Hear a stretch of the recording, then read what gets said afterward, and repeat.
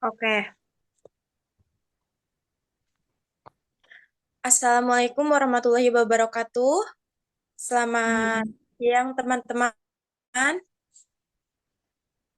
Yang saya hormati dosen perpajakan yaitu Ibu Nurhayati Siregar, SE, MAK, CSRS, CSRA, CSP, CPOD. Yang saya hormati teman-teman sekalian. Perkenalkan, perkenalkan nama saya Siti Juhoria sebagai perwakilan dari kelompok 4. Pada kesempatan kali ini, saya dan teman-teman akan memaparkan materi tentang kasus suap PT Wahana Auto Eka Marga. Langsung saja kita mulai. Pada kesempatan kali ini, saya tidak sendirian, tetapi bersama teman-teman saya, yaitu ada Aprilia Nurhafizah, Repina Putri Pratama Suryadi, Sintami Pina Lumintang, Jennifer Gunawan, dan saya sendiri, Siti Juhoria. Langsung saja kita mulai oleh Aprilia Nurhafizah. Kepada April, saya persilahkan. Baik, untuk pertanyaan pertama, bagaimana mekanisme restitusi pajak diatur dalam perundang-undangan perpajakan di Indonesia?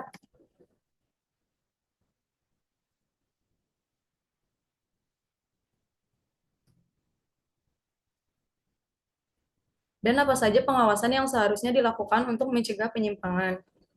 Jadi, mekanisme restitusi pajak diatur dalam Undang-Undang Nomor 6 Tahun 1983 tentang ketentuan umum dan tata cara perpajakan (KUP). Pasal 17A mengatur tentang permohonan restitusi yang dapat diajukan oleh wajib pajak apabila telah melakukan pembayaran pajak lebih dari yang seharusnya.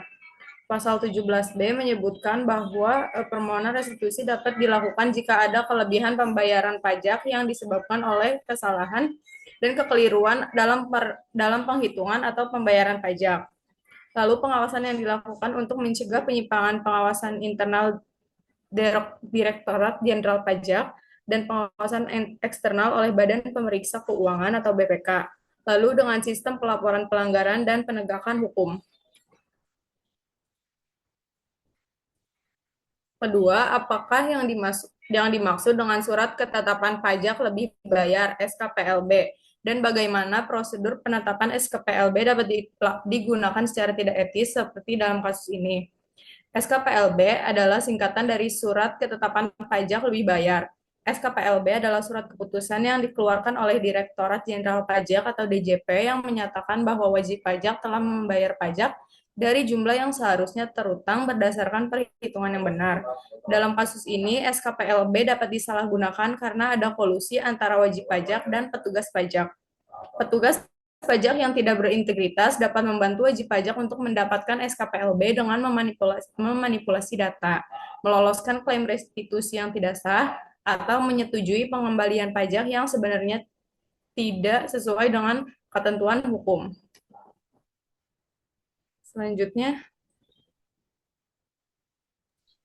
Pertanyaan selanjutnya, ada apa saja tanggung jawab moral dan profesional dari petugas pajak dalam menjalankan tugas pemeriksaan pajak, dan bagaimana seharusnya mereka mengelola tekanan eksternal seperti godaan suap?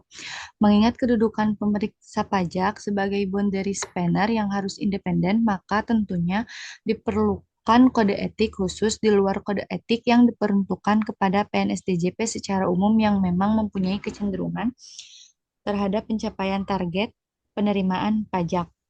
Pemeriksa pajak harus bersikap independen di antara dua kepentingan dari pihak yang saling berlawanan, yaitu kepentingan wajib pajak yang menghendaki pemeriksa pajak bersikap objektif dan operasional terhadap temuan koreksi, namun di sisi lain mendapatkan tekanan dari internal, mengingat pemeriksa pajak bertanggung jawab kepada kepala KPP yang sangat berkepentingan dengan pencapaian target penerimaan pajak. Pertanyaan selanjutnya, bagaimana pengaturan dalam hukum pajak Indonesia terkait sanksi administratif maupun pidana bagi perusahaan yang terlibat dalam tindakan suap atau korupsi pajak?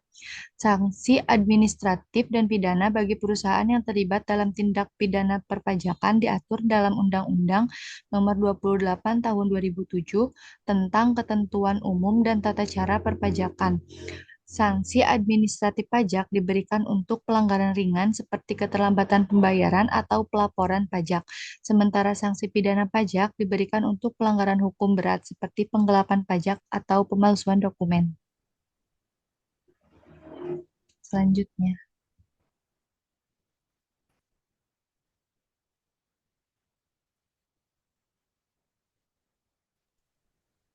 Pertanyaan selanjutnya, apa dampak tindakan suap seperti ini terhadap kepercayaan masyarakat pada sistem perpajakan dan langkah apa yang perlu diambil oleh otoritas pajak untuk memulihkan kepercayaan tersebut? Tindakan suap pajak PT Wahana Auto Eka Marga dapat berdampak sangat buruk terhadap kepercayaan masyarakat. Di antaranya, yang pertama, menurunnya kepatuhan masyarakat terhadap pajak. Kedua, menurunnya kredibilitas otoritas pajak. Ketiga, menurunnya penerimaan negara.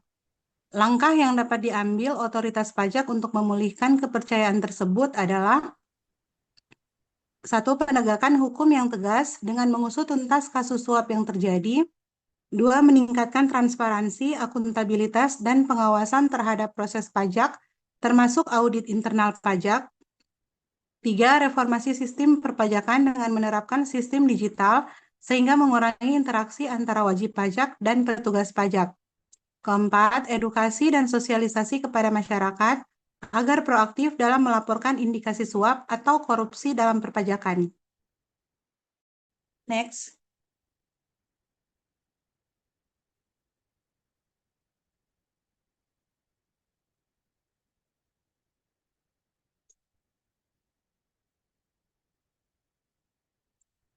Bagaimana peran teknologi dalam memperkuat transparansi dan akuntabilitas dalam proses restitusi pajak di era digital?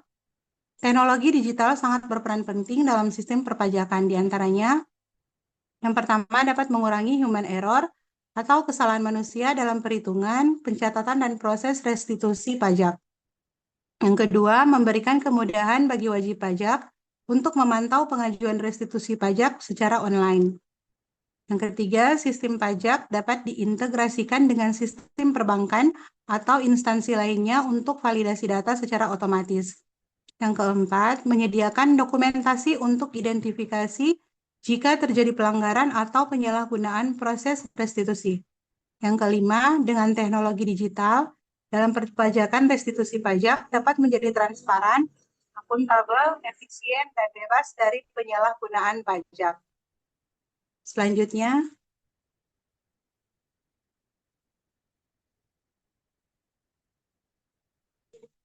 Baik, selanjutnya dalam kasus ini, mengapa pihak manajemen PT Wahana Auto Eka Marga memilih untuk memberi suap daripada mengikuti prosedur resmi, dan apa resikonya terhadap keberlanjutan bisnis perusahaannya?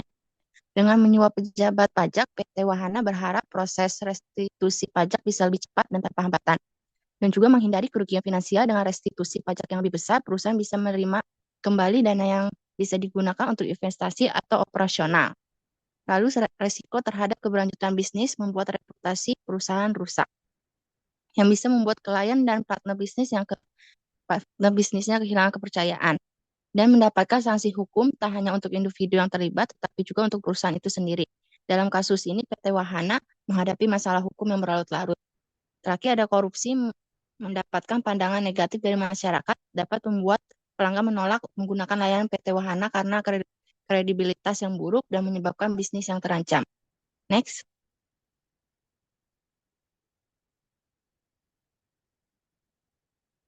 Apa yang dimaksud dengan conflict of interest dalam konteks perpajakan dan bagaimana seharusnya petugas pajak mengelola potensi konflik tersebut. Dalam konteks perpajakan, konflik kepentingan muncul saat petugas pajak memiliki hubungan keuangan, bisnis, atau pribadi yang dapat mempengaruhi keputusan mereka terkait audit, penilaian pajak, atau restitusi. Petugas pajak seharusnya mengelola potensi konflik tersebut dengan cara-cara berikut. Pertama, ada memberikan pelatihan dan kesadaran tentang etika dan integritas kepada pegawai pajak untuk mengidentifikasi dan menangani situasi yang mungkin menjadi konflik kepentingan. Selanjutnya ada transparansi. Petugas pajak harus menggunakan setiap hubungan atau kepentingan pribadi yang mungkin mempengaruhi keputusan mereka. Terakhir ada mitigasi. penyelenggara negara atau pejabat pemerintah dapat membatasi akses informasi atau menarik diri dari kegiatan yang sedang berlangsung.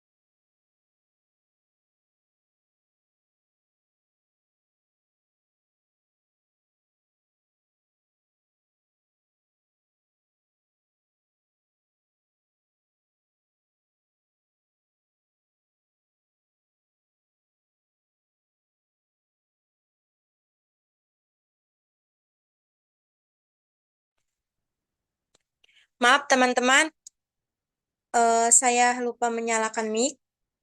Bagaimana fungsi pengendalian internal pada Direktorat Jenderal Pajak atau DJP dapat ditingkatkan untuk mencegah kejadian serupa di masa depan? Pengendalian internal pada Direktorat Jenderal Pajak (DJP) memiliki peran penting dalam mencegah kejadian suap dan meningkatkan integritas organisasi. Beberapa cara yang dapat dilakukan di antaranya meningkatkan pengawasan, meningkatkan transparansi, meningkatkan akuntabilitas, meningkatkan kualitas SDM atau sumber daya manusia, meningkatkan kultur organisasi. Pada pengendalian internal atau DJP, dalam meningkatkan semua fungsi tersebut, DJP dapat mencegah kejadian suap dan meningkatkan integritas organisasi. Pentingnya fungsi-fungsi tersebut dalam DJP harus memiliki sistem penghargaan yang menghargai karyawan untuk memiliki integritas dan kompetensi yang tinggi. Hal tersebut dapat kuat untuk mencegah kejadian suap dan meningkatkan integritas organisasi di masa yang akan datang. Selanjutnya, apa peran dan tanggung jawab perusahaan dalam memastikan kepatuhan etika dan peraturan perpajakan, khususnya dalam menghadapi situasi yang melibatkan potensi pelanggaran hukum? Peran perusahaan diantaranya mengembangkan kebijakan etika dan perpajakan, mengimplementasikan sistem pengendalian internal, pengawasan, dan pengendalian risiko, pengembangan budaya etika. Tanggung jawab perusahaan diantaranya memastikan kepatuhan terhadap perpajakan, menghindari tindakan yang melanggar etika, mengungkapkan informasi yang akurat, mengambil tindakan yang tepat terhadap pelanggaran.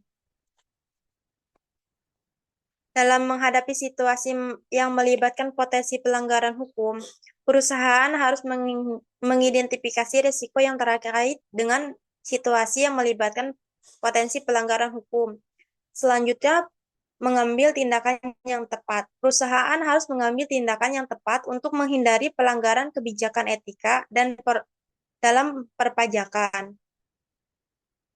Dan juga mengawasi dan mengendalikan risiko. Perusahaan harus mengawasi dan mengendalikan risiko yang terkait dengan situasi yang melibatkan potensi pelanggaran hukum. Dengan hal-hal tersebut, perusahaan dapat meningkatkan dalam menghadapi situasi yang melibatkan potensi pelanggaran hukum. Sekian dari presentasi kelompok kami.